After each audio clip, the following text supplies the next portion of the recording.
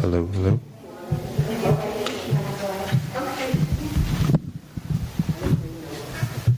It's all right. Hello, everyone.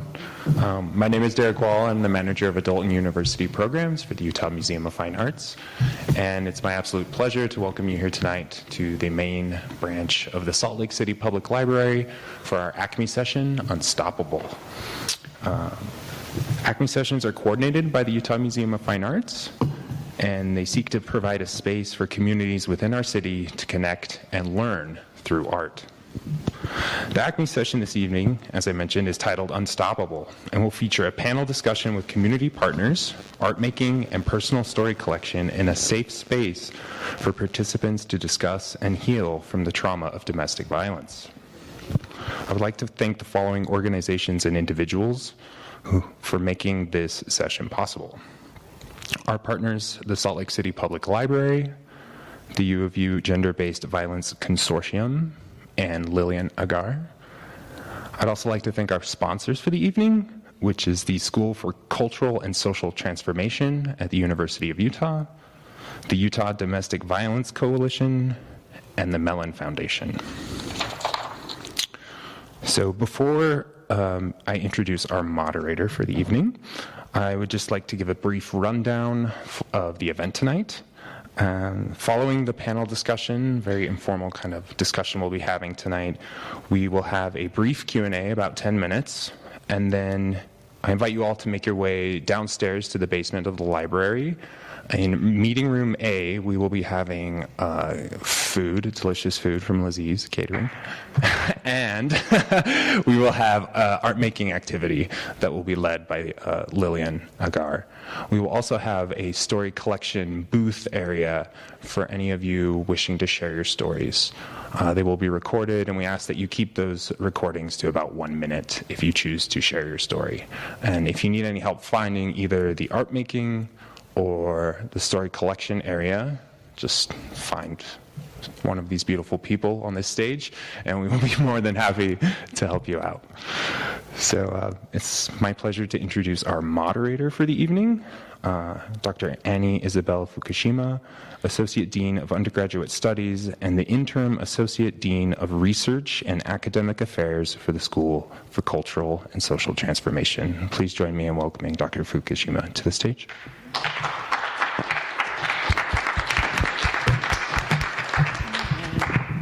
Well, thank you everyone for joining us. We're super excited to do this event, Unstoppable, and I think that some of the things that we want to kind of think about is what month we're in. This is Domestic Violence Awareness Month, and the commitments of the Gender-Based Violence Consortium is to increase public recognition and deepen public knowledge about gender-based violence through research, innovation, and collaboration, research, community, and enhanced education efforts. Recognizing that October is Domestic Violence Awareness Month, we just want to recall that 1 in 3 women experience violence by an intimate partner. 37% of transgender people experience domestic violence in their lifetime. We also know that Utah is the most dangerous place for our Indigenous Native American community, and that BIPOC, Black Indigenous people of color, experience higher rates of domestic violence compared to their white counterparts. Domestic violence is the willful intimidation, physical assault, battery, sexual assault, and other abusive behavior as part of a systematic pattern of power and control perpetuated by an intimate partner against another. In Utah, less than 15% of Utahns who experience domestic violence sought help, and that there is a misperception about domestic violence. When we surveyed about 300 individuals, what we found is that 42% of our experts believe that the communities don't believe that domestic violence happens often. So the priority areas in our communities to respond to violence through increasing funding to preventative efforts, increase awareness, increase campaigns targeted at increasing survivor awareness, and build community. And so some of the things that we were inspired by with this Unstoppable Events is thinking about the role of arts in healing. So while I've offered a little bit of information about domestic violence, today's event really is focusing on art and play and healing. We know the power of the arts in responding to violence. When I think about the history of the Cheongshin-dae or the Jungun-Yungfu and the Comfort Woman in Korea who experienced militarized sexual violence during World War II, what happened after they experienced this violence is that many of them became art makers of making art to represent their experience and also to heal. So we know that there is a major power to the arts themselves. And some of the things that we see happening in our communities is oftentimes the roles as art therapy or art as play, where we see that as a way and a modality to help people make meaning about their experiences. And so I'm grateful to the Mellon Foundation and the School for Culture and Social Transformation and our partners here at UMFA, ACME, and the Salt Lake Public Library for hosting this opportunity for us to maybe just take a moment, and we will have Trin soon show us how to slow down. We're going to all slow down in a minute together. But before we slow down, I'd like to invite Sam to come up and say something about our partners at the Utah Domestic Violence Coalition, who are a vital resource for our communities. Thank you, Sam. Perfect. Thank you all. Yes, and we are so thrilled to be here and to sponsor this event. It's an incredibly important conversation, and as was indicated, we're in the middle, or I guess the tail end, of Domestic Violence Awareness Month. You might have seen us, or many of our member programs, on the news and the media promoting their events, having these conversations throughout this month. As far as the Utah Domestic Violence Coalition goes, we are the state and federally recognized Domestic Violence Coalition for Utah. The reason that I want to point out Domestic Violence Coalition is because we also have our executive director for Restoring Ancestral Winds, who is a tribal coalition focused on gender-based violence and navigating violence against peoples. So most of what we do at the coalition is represent and help bolster our member programs. Primarily, you might think, the domestic violence service providers in the state of Utah, those traditional shelters, but also the myriad of services that they offer for legal support, case management, counseling, whatever it takes to get somebody safe in the ways that that person, that survivor, deems to be safe for them. But yeah, like I said, I'm very happy to be here. Thank you for allowing this space and allowing us to be part of this event, and I look forward to being part of this conversation with you all.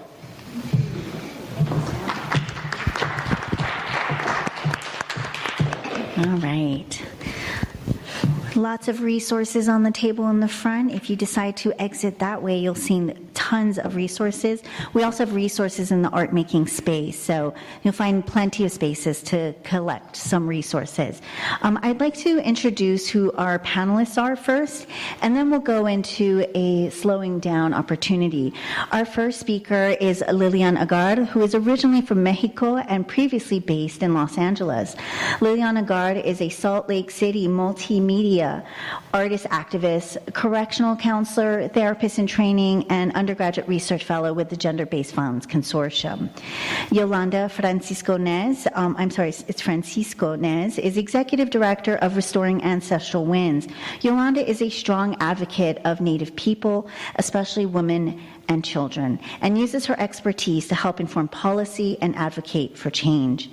Brandy Farmer is recognized as a leader in Utah regarding domestic violence prevention education and has developed curriculum to educate Utah leaders, law enforcement, healthcare providers, journalists, business and professional leaders, and general populations, including teens and parents, on dating violence. Trin Mai is passionate about promoting the health and well-being of marginalized communities, people in general, and our planet. She currently owns and runs a private practice, Trin Mai Counseling and Consulting, where she conducts individual psychotherapy and well-being workshops. So those are our panelists. Please welcome our panelists, folks. So we're now going to kick it off with some grounding with Trin Mai. Thank you, Annie. We're here thank you to all of the folks that have had a hand in putting this together. Lots of hard work. And also you're here. And that took effort too, right? So let's connect with what it means to be here. A lot of times we're here, but our heads are somewhere else. So let's just take a moment and arrive. I'm going to invite you to uncross your legs. I'm a leg crosser, but when we uncross our legs, we can better feel the connection of the ground and ultimately Mother Earth. We can also open up, right, the channels of our body so that energies can flow out instead of being trapped. So just take a moment and connect with the ground. Maybe feel the parts of your feet that are touching the shoes and then the floor and ultimately Mother Earth. And then feel the ground inside of you, your bones, your muscles.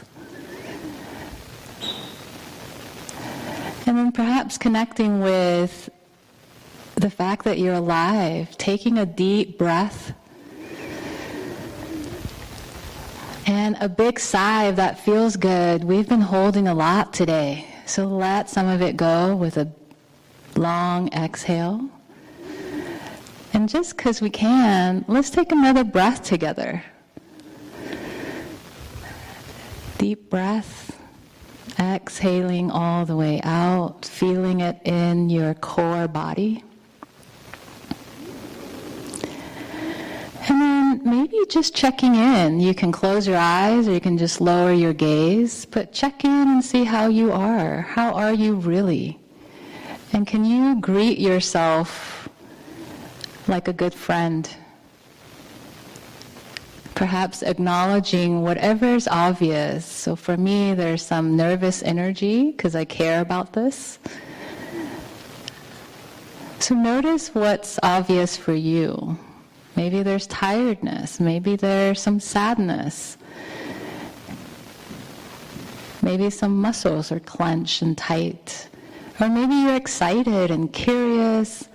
Or maybe there's not a lot going on. You're neutral. And that's all welcome here. So acknowledging and then perhaps opening up space for it with another breath. Opening up space for yourself and what you're holding. And then as you exhale, letting things move at their own pace. And perhaps releasing anything that can be released, including the jaw, the shoulders, the stomach. And then dropping this question into your body without expectations. Just learning to consult with your intuitive center. Why am I here? Just dropping that question in the body. What's my intention or intentions for tonight? Is it to connect, to explore, to heal?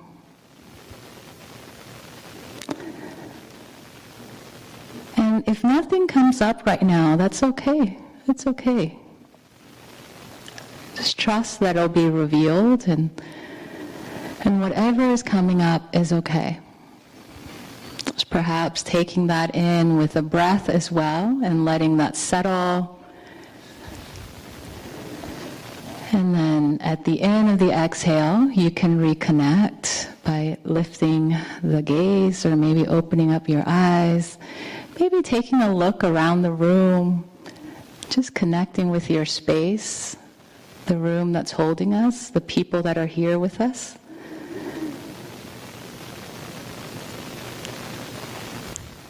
All right, welcome.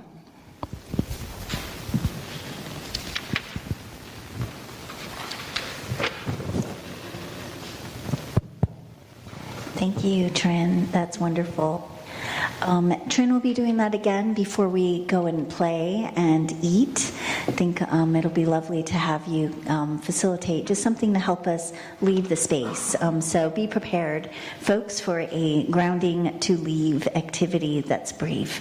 The first question that we're going to invite our speakers to respond to is, tell us about who you are, what brought you to the work of addressing healing in communities, and we'll go in the order of Trin, Yolanda, Brandy, and Liliana, and I'll remind you if you don't remember. It's totally fine. Yeah. Thank you. So again, I'm Trin Mai, and let's see, who am I? That's a big question, right? What I want to say, I'm a human first. I feel like we have a lot of roles, and often we're roles or causes, and we forget that we're humans. And then I want to say that I'm the granddaughter of Galti Yum and the daughter of Kuk and Hip. And they're my first and longest teachers, my grandmothers and mothers.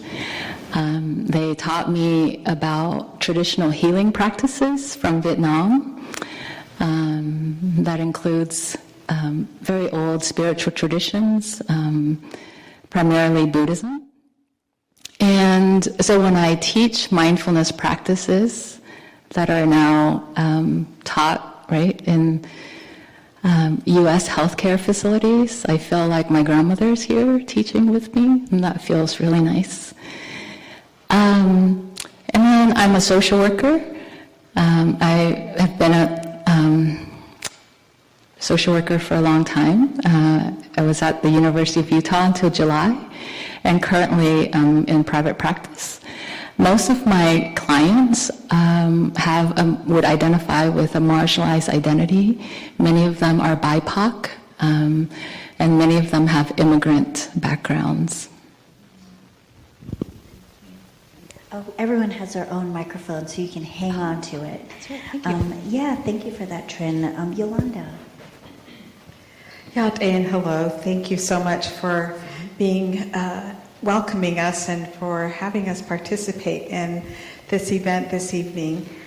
I do want to first and foremost acknowledge, before I answer the question, that the land that we are sitting on is a land of the indigenous people, primarily those from the northern Ute tribe. And I want to first acknowledge that particular history that came before the state became a colonized state.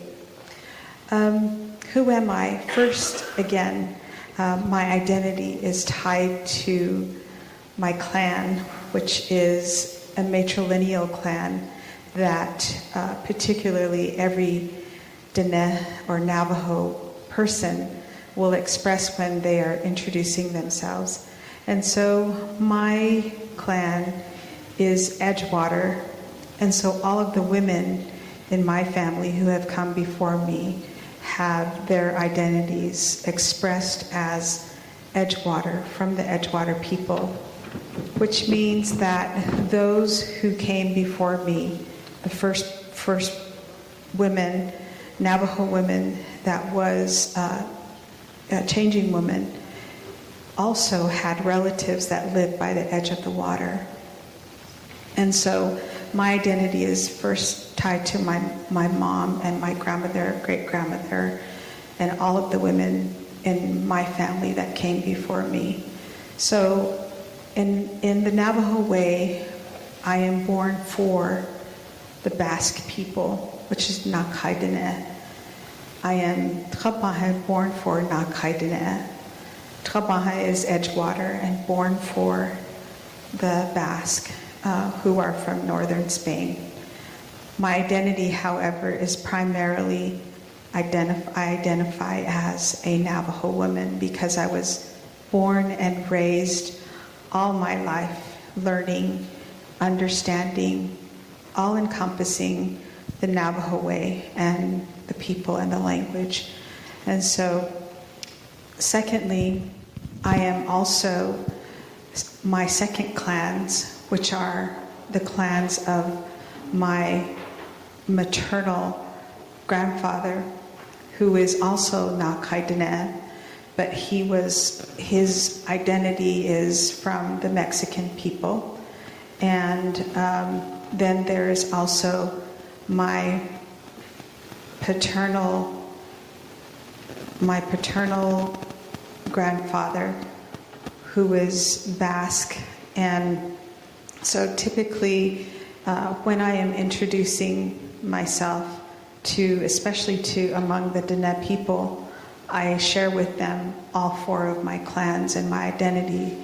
And in this world outside of being a Dene, away from my own tribal nation, the world expects that I would identify myself as a director of Restoring Ancestral Winds. But that is very, very small, very, very small part of who I am. I am first and foremost a Navajo or Dene woman, and tied to all of the other women who came before me. And I am also the granddaughter of a Navajo code talker, and I am also the mother of 5 children, and also the grandmother of 8 grandchildren, and I am also a shada or a sister to 3 siblings, and my mother is Navajo, and her name is Vivian Yaza, and my father's name is Robert Iturralde, and those are all of what encompasses who I am. And that's pretty long, so I'm sorry if it's kind of long, but that's who I am. Thank you. Thank you. Brandy.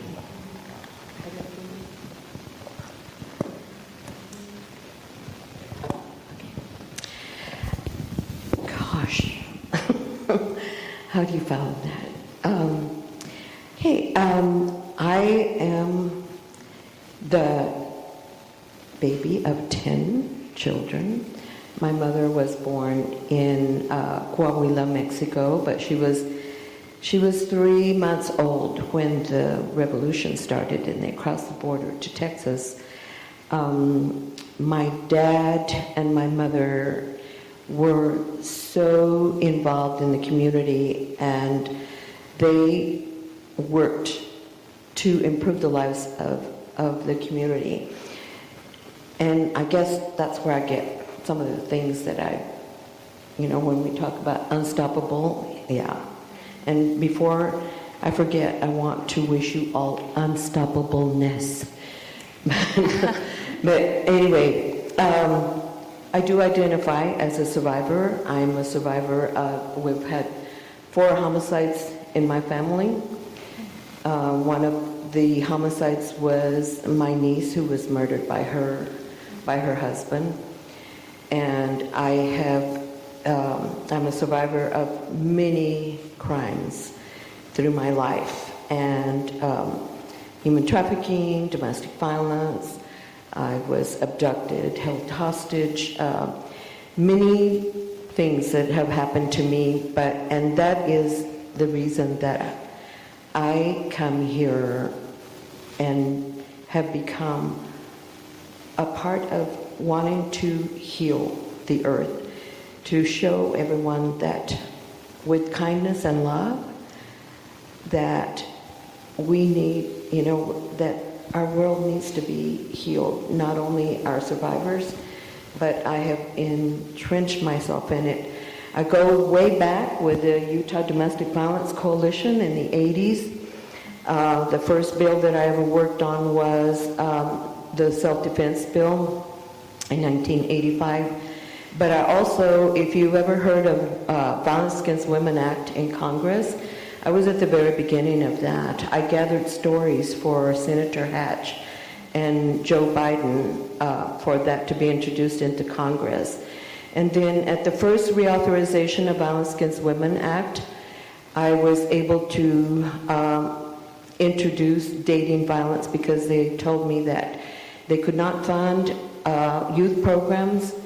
And so I happened to be on the advisory board for the National Association of Attorneys General for the whole United States. And I said, we need to introduce that. And also, we also added Indigenous women that same year. But, and so I feel, that I was personally responsible for that. We sent the letter out to every Attorney General. They all signed the letter, went to Congress, and it passed. And now we have funding for that. But I also feel like when we help women, we help men and children and the earth and everyone else. And so those are just a teeny bit of the things that I do. I'm a builder, a filmmaker. I just do many things, and I love everything that I do. If I don't love it, I don't do it. Oh, and I also have a program. Oh, no, I'll talk about that later. Thank you. Lilian. Hello, everybody. My name is Lilian Agar. I'm originally from Mexico. I arrived to Salt Lake City in the summer of 2020, thanks to the pandemic. I'm a transplant, sorry. And before that, I was living in Los Angeles for about 4 to 5 years. I arrived to this country actually because I had an attempt to hurt me, to take my life. It has been an experience, a fantastic experience, arriving to Salt Lake City and finding a community, finding people who are not only interested, not only passionate, not only involved, but also are inspiring to me, inspiring to let me know that things are possible.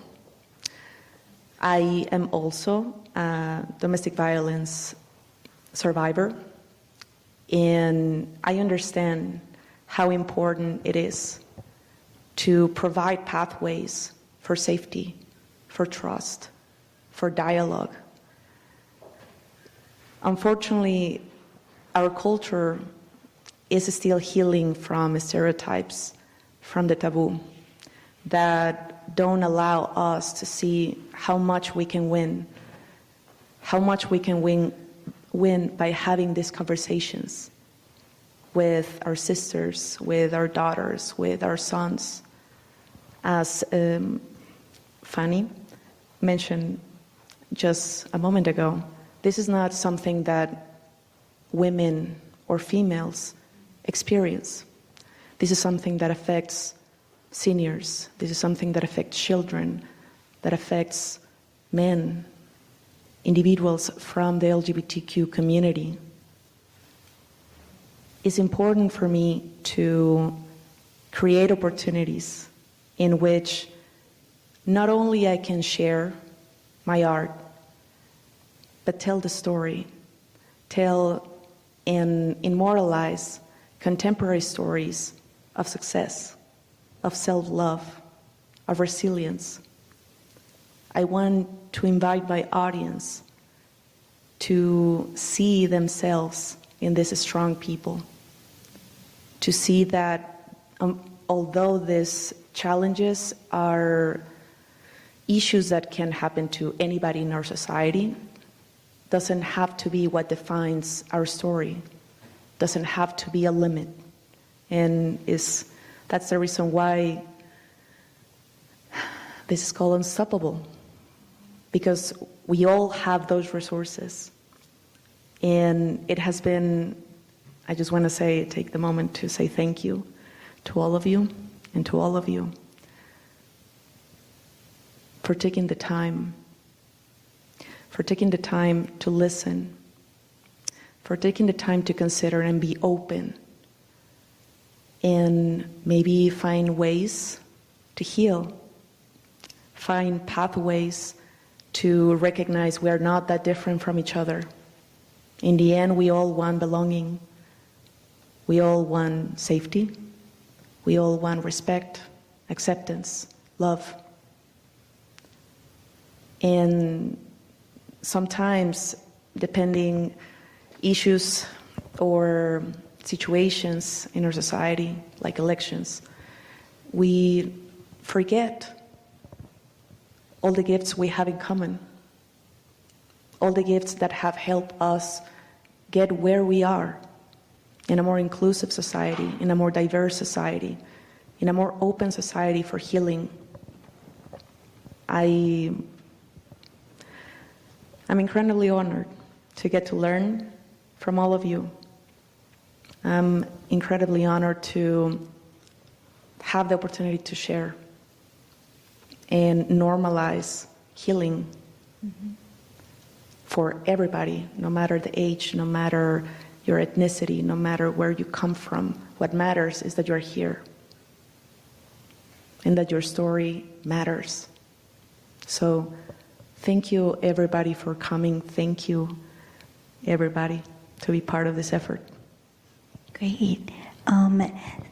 I would like to now ask each of you to discuss, what does healing look like in your communities? You've all started to kind of gesture towards it, and I really appreciated you reflecting on who you are as somebody that's connected to community, both sideways, vertically, horizontally, in many directions. Just to really acknowledge very quickly, I'm also connected here by my co-PI and lead, Sonia Solari, Dr. Sonia Solari, who works with me with the Gender-Based Violence Consortium. So I want to thank you all for that wideness of reminding us how connected we are to our community. So yeah, what does healing look like in your communities? Recognizing your community might be our communities. It might be, for some, not necessarily a community they are deeply, they don't know a lot about. And so please share with us. So we'll start with Liliana. Excellent. So one moment, just to make sure that I don't forget anything.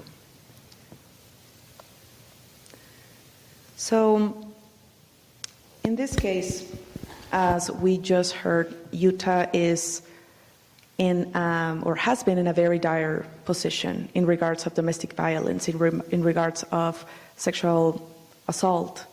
And I am incredibly proud of the efforts that I have seen, not only in institutions, but also as a community effort, in parks, agencies, nonprofits. There is far more awareness for spaces where people can have access in ways that is close to them through transportation, making sure that barriers like language, like ability, like being able to pay for services, making sure that these barriers are not barriers, making sure that we can have opportunities where people feel safe, where people feel a sense of belonging. I, throughout the summer, had the opportunity to have workshops of art and play at the Centro Cívico Mexicano in collaboration with the Gender-Based Violence Consortium and the Utah Domestic Violence Coalition. And it has been a great experience to explore beyond what, honestly, I had dreams before. It went so much better than what I could have thought.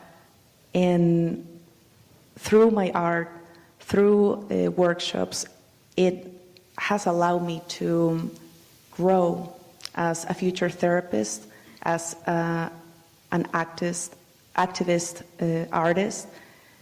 It has helped me to find pathways to get close to people, to normalize talking about these things, but with a different light, in a light of empowerment, in a light of inspiration from our mothers, from our grandparents, from our neighbor. And I think that these efforts are creating a huge impact in the sense of we can see now more and more efforts through workshops, through programs in the school, through implementation of better systems that can help people to get the support they need in the time they need. This means crisis lines. This means resources that people can take with them through printed materials, in their phone, through their app. And this saves lives in real time. So I think that in my experience, this has been widely different than where I am originally from in Mexico. There has been also a lot of efforts to normalize and to empower females, to empower families, to recognize that this is not just a masculinity issue. This is how we are creating or having our dynamics at home, from how we talk, from how our values, how we practice our values. And I think that is really encouraging, the openings, the resources, and how the response for people. I think they're getting in a better place. Thank you. Trin.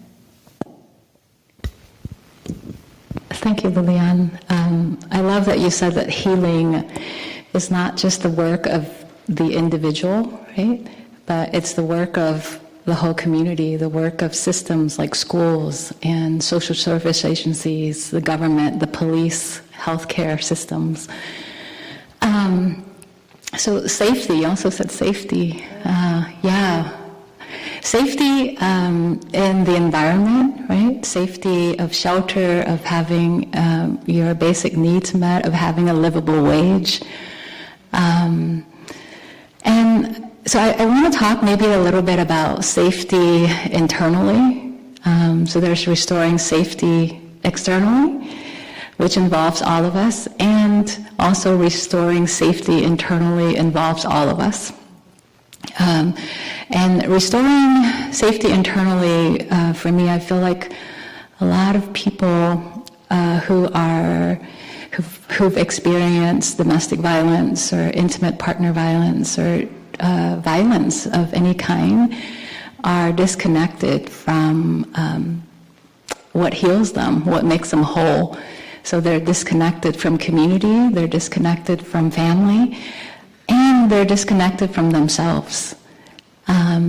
They have learned that they can't trust that they have the capacity to heal themselves, to soothe themselves. They don't trust their decisions, their intelligence and wisdom. So I would say that healing is also restoring safety internally and rebuilding the relationship with ourselves, moving from a place of shame to a place of self-acceptance, compassion, and love, ultimately. Thank you. Yolanda, would you like to share with us, what does healing look like in communities? It was in August when I attended the last ceremony in my family, and something happens when I attend ceremony. Something happens deep within me that I can't get here in the city and away from between the four sacred mountains and the Navajo people. And in that ceremony, it was so. It was an incredibly spiritual and moving experience without sharing with you all exactly the details.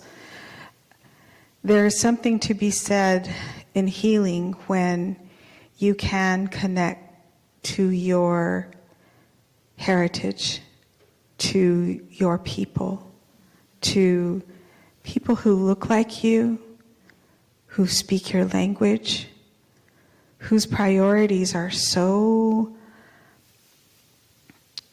beautiful and spiritual, that have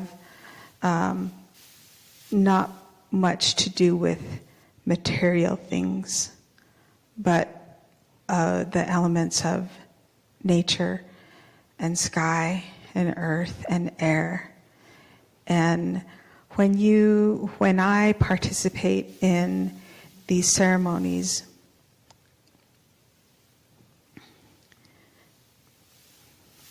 it's hard to express the depth of humility that I feel when I'm in those spaces, listening to the prayers that are being sung to deity, and how moving it is when I hear my language said there are words that are very meaningful and cannot translate to the English language.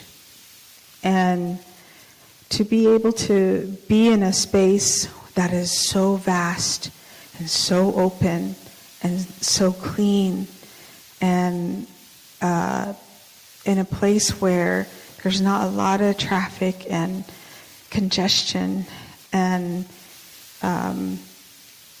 it's just a beautiful experience. That heals me. And it doesn't take long when I enter that space when I'm quickly reminded of my place in the world as a Navajo woman. And I have others around me who are not afraid to tell me that I need to speak the language, that they don't understand what I'm saying when I speak it in English, that I need to put away my phone, that I need to turn it off, that I need to transition back into my original being, my original self, and to remove the effects of the outside world. They call it the outside world, outside of those 4 sacred mountains. And so healing for me is being in ceremony. And then from a professional sphere, healing is part of our raw mission statement is to help heal Indigenous communities. Help them heal from what, you might ask. If you don't know, there is enormous historical trauma to the first people of this nation. And that historical trauma is in our DNA. And what distinguishes Restoring Ancestral Winds from Utah Domestic Violence Coalition and the Utah Coalition Against Sexual Assault is that we are very conscientious, very aware of historical trauma among those who we are training, among those who we are helping to create policy with, among those who we are offering our technical skills to. It looks different. Intentionally, it looks different. It doesn't look always like the way maybe my sister organizations may do their work. Maybe the topic is the same, like dating violence or strangulation. It may be the same topic, but when we're teaching it from an Indigenous perspective, and most of it is Navajo perspective, it might not even be evidence-based. It might be 101 Indigenous ways, Indigenous perspective. It might not be 201. I call the 201 the evidence-based practice and learning. The values that Indigenous people have are not always going to be the values of the University of Utah, the value of Salt Lake City government, the Utah State Legislature. Those look so different than what we have as this country's first people. And those practices, because of historical trauma, have been impacted, repeatedly impacted negatively, in many ways negatively, to Native people, including myself. And what heals the people is going back to those traditional ways, to those traditional values, to the traditional language. Because the intention of America was to erase that, was to kill that, was to eliminate that.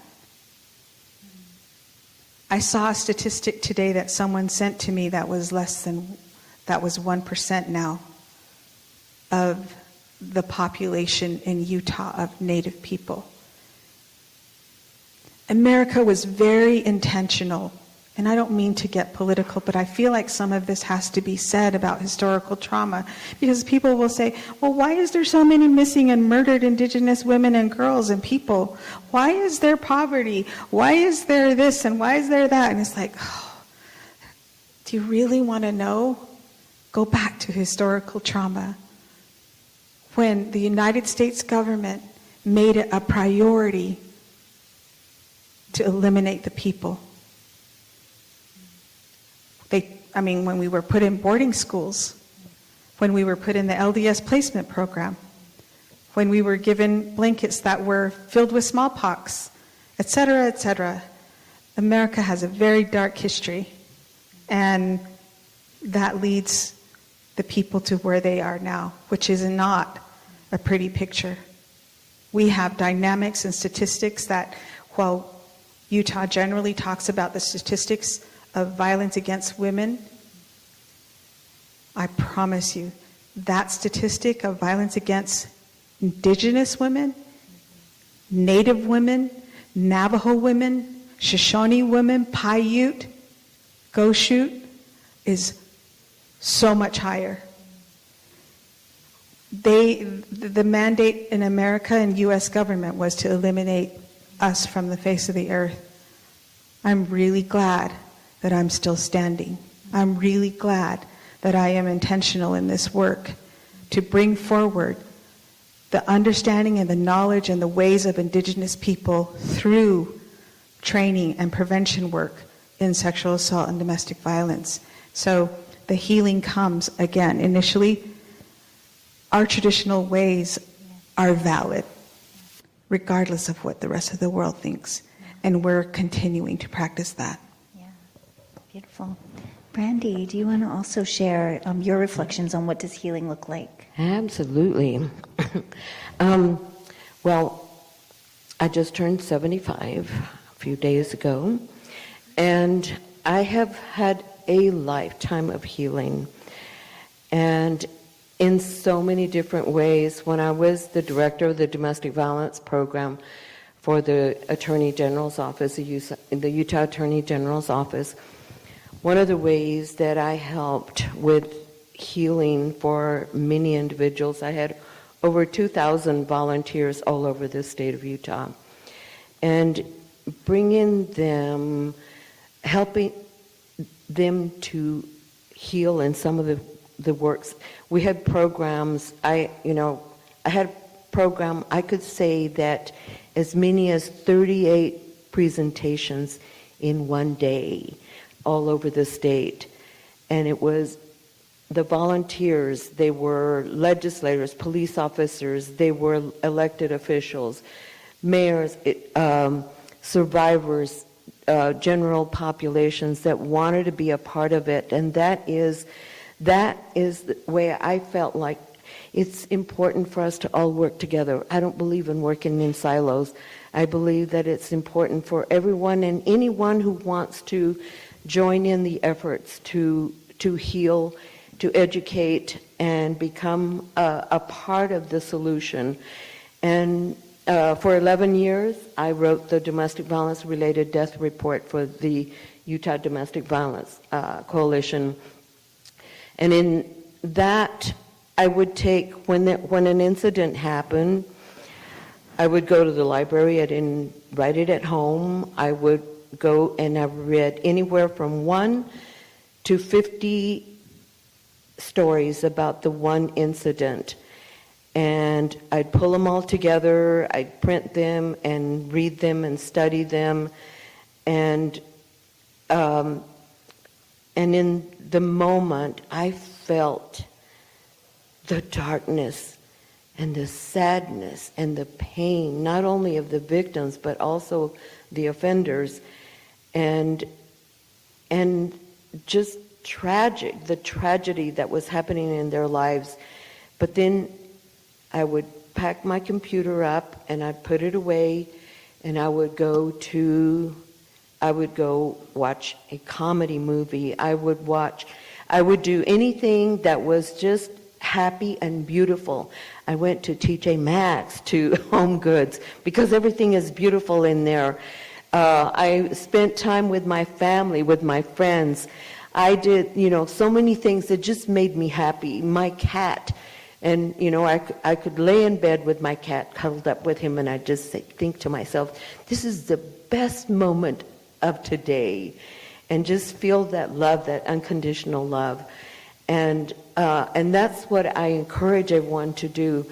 It's so important, though, first, that when some tragedy happens to you, that you feel the pain, that you go through the grieving, that you feel that pain, because if you don't and you skip it, it's happened to me so many times, and then it's come up years later, and then it just explodes.